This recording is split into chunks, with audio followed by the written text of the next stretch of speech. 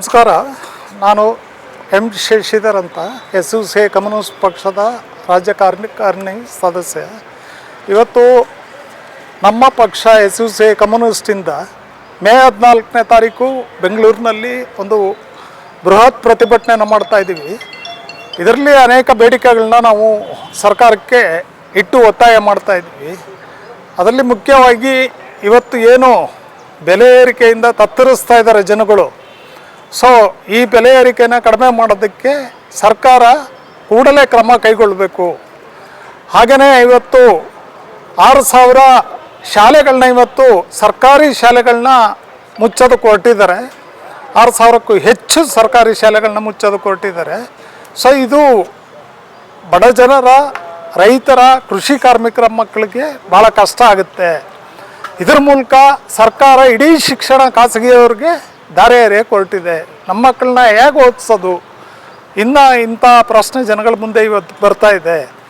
So ಹಾಗೆಯೇ ಇವತ್ತು ಬಗರುಕುಂ ರೈತರು ಏನಿದ್ದಾರೆ, 12 ಲಕ್ಷ ಅಪ್ಲಿಕೇಶನ್ ಇವತ್ತು ಸರ್ಕಾರದ ಮುಂದೆ ಪೆಂಡಿಂಗ್ ಇದೆ. ಅಧಿಕಾರಕ್ಕೆ ಬಂದಾಗಿಂದ ಹೇಳ್ತಾ ಇದ್ದಾರೆ ಕೊಡ್ತೀವಿ ಅಂತ, ಇನ್ನೂ ಕೂಡ ಅದು ಕ್ಲಿಯರ್ ಮಾಡಿಲ್ಲ. ಕೂಡಲೇ ಅವರಿಗೆ ಪಾಣಿಗಳನ್ನ ವಿತರಿಸೋದಕ್ಕೆ ರೈತರಿಗೆ ಇದು ಮಾಡಬೇಕು. ಹಾಗೆಯೇ ಇವತ್ತು ಅವರು ಬೆಳೆದಂಥ ಮಾಲ್ಗೆ ಇವತ್ತು ಬೆಲೆ ಇಲ್ಲ. ಒಂದು ಕನಿಷ್ಠ ಬೆಂಬಲ ಬೆಲೆ ಸರ್ಕಾರ ನಿಗದಿ ಮಾಡಿ ಅಂತ ಹಲವಾರು ಹೋರಾಟಗಳು ಮಾಡಿದ್ರು ಕೂಡ ಇವತ್ತು ಸರ್ಕಾರ ನಿಗದಿ ಮಾಡ್ತಾ ಇಲ್ಲ. ಮುಖ್ಯವಾಗಿ ಈ ಭಾಗದ ತೊಗರಿ ಬೆಳೆ ಏನಿದೆ, ಈ ಒಂದು ಇದಕ್ಕೆ ಆವರ್ತ ನಿಧಿ ಸ್ಥಾಪಿಸಬೇಕು ಅಂತ ಒತ್ತಾಯ ಮಾಡ್ತಾ ಇದ್ದೀವಿ. ಆವರ್ತ ನಿಧಿ ಅಂತ ಹೇಳಿದ್ರೆ ರೊಟೇಟಿಂಗ್ ಫಂಡ್ ಅಂತ ನಾವು ಏನು ಕರಿತೀವಿ. ಅಡ್ವಾನ್ಸ್ಡಾಗಿ ಆ ಫಂಡನ್ನು ಇಟ್ಟು ಬೆಳೆ ಬರೋದಕ್ಕೂ ಮುಂಚೆನೇ ಎಲ್ಲ ಕಡೆ ಖರೀದಿ ಕೇಂದ್ರಗಳನ್ನ, ಅವಶ್ಯಕವಿರುವಷ್ಟು ಖರೀದಿ ಕೇಂದ್ರಗಳನ್ನ ತೆರಿಬೇಕು ಅಂತ ನಾವು ಒತ್ತಾಯ ಮಾಡ್ತಾ ಇದ್ದೀವಿ.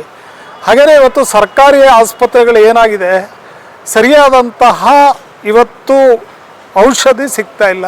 ಇತ್ತೀಚೆಗೆ ನೀವು ಕೇಳಿದ್ದೀರ, ಕಳಪೆ ಔಷಧಿನ ಉಪಯೋಗಿಸಿ ಬಾಣಂತಿಯರ ಸಾವುಗಳು ಆಗಿದೆ. ಸೊ ಇವತ್ತು ಅವಶ್ಯಕ ಔಷಧಿ ಸಿಗ್ತಾ ಇಲ್ಲ, ಸಿಬ್ಬಂದಿ ಇಲ್ಲ. ಸೊ ಕೂಡಲೇ ಸರ್ಕಾರಿ ಆಸ್ಪತ್ರೆಗಳನ್ನ ಸರ್ಕಾರ ಈ ಕೂಡಲೇ ಅಲ್ಲಿಗೆ ಅವಶ್ಯಕವಿರುವಷ್ಟು ಸಿಬ್ಬಂದಿ ನೇಮಕ ಮಾಡಬೇಕು ಮತ್ತು ಔಷಧಿನ ಕೊಡಬೇಕು. ಎಲ್ಲೆಲ್ಲಿ ಅವಶ್ಯಕತೆ ಇದೆಯೋ ಖಾಸಗಿ ಆಸ್ಪತ್ರೆ, ಸರ್ಕಾರಿ ಆಸ್ಪತ್ರೆಗಳನ್ನ ತೆರಿಬೇಕು. ಇದ್ರ ಮೂಲಕ ಇವತ್ತು ಖಾಸಗೀಕರಣ ಏನಿದೆ ಅದಕ್ಕೆ ತಡೆ ಹಾಕಬೇಕು. ಇಲ್ಲ ಅಂತ ಹೇಳಿದ್ರೆ ಇವತ್ತು ರೈತರು ಹೇಗೆ ಆರೋಗ್ಯ ಸೌಲಭ್ಯ ಪಡ್ಕೊಳ್ಳೋಕ್ಕೆ ಸಾಧ್ಯ? ಅವರು ಖಾಸಗೀಕರಣ ಆದರೆ ಲಕ್ಷಾಂತರ ರೂಪಾಯಿ ಖರ್ಚು ಮಾಡೋವಂಥ ಪರಿಸ್ಥಿತಿ ಬರ್ತಾ ಇದೆ. ಸೊ ಆದ್ದರಿಂದ ಈ ಕೂಡಲೇ ಸರ್ಕಾರ ಕ್ರಮ ಕೈಗೊಳ್ಳಬೇಕು ಅಂತ ಹೇಳಿ ಒತ್ತಾಯ ಮಾಡ್ತಾ ಇದ್ದೀವಿ. ಹಾಗೂ ಇನ್ನೊಂದು ಮುಖ್ಯವಾಗಿ ಅಂತ ಹೇಳಿದ್ರೆ, ಇವತ್ತು ನರೇಗಾ ಕಾರ್ಮಿಕರು ಬಿಸಿಲಲ್ಲಿ ಏನು ಕೆಲಸ ಮಾಡ್ತಾ ಇದ್ದಾರೆ, ಅದು ಯಾವ ಇದನ್ನು ಸರ್ಕಾರ ಪರಿಗಣಿಸ್ತಾ ಇಲ್ಲ.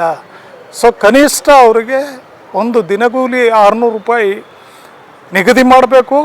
ಹಾಗೆಯೇ 200 ದಿನಗಳ ಕೆಲಸನ ಕಾಯಮ್ಮ ಕೊಡಬೇಕು ಅಂತ ಹೇಳಿ ನಾವು ಒತ್ತಾಯ ಮಾಡ್ತಾ ಇದ್ದೀವಿ.